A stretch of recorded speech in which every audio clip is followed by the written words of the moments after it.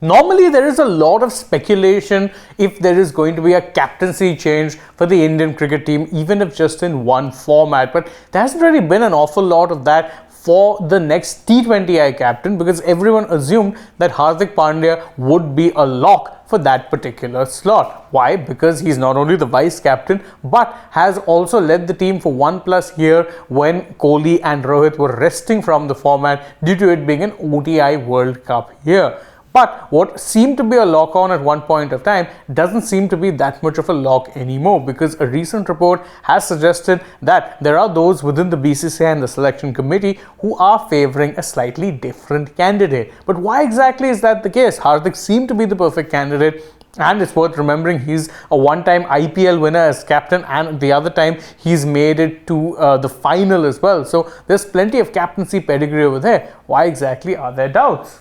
Well, the report says, and it quotes a BCCI source who says that there's an argument on both sides of the debate when it comes to Hardik Pandya.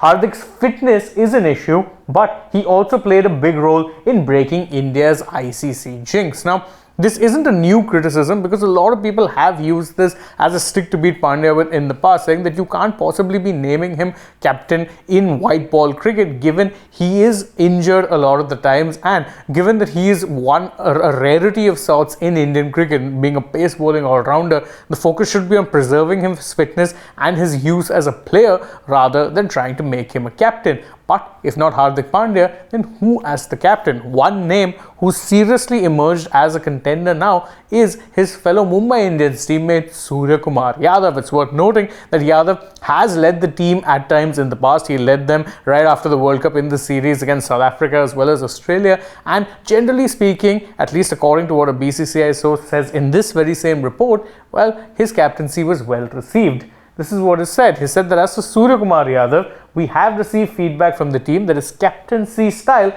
was well received by the dressing room. Now, that is a ringing endorsement of Sky, given that everyone knew he would only be a stopgap option as the captaincy role. But his captaincy still made a mark good enough that it was well received by the dressing room. And if this report is to believe, has genuinely caused a little bit of a debate as to whether he should be the one taking the reins over Hardik Pandya. Now, Sky taking the reins in many ways would be the most Indian cricketing decision ever, because India does have a tendency of making their best batters the skipper. Rohit was arguably one of your better batters and one of the best of all time, really, when you're looking at his numbers.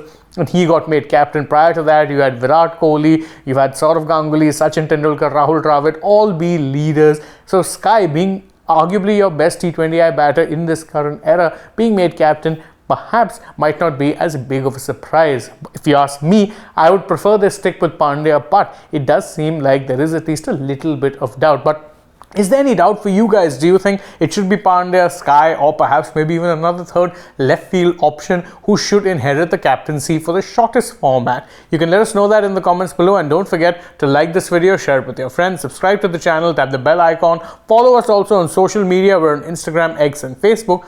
Don't forget to download the Sports Tech app, and if you're already on the channel, go ahead, check out some other videos we've done as well. For now though, from my side, it is goodbye.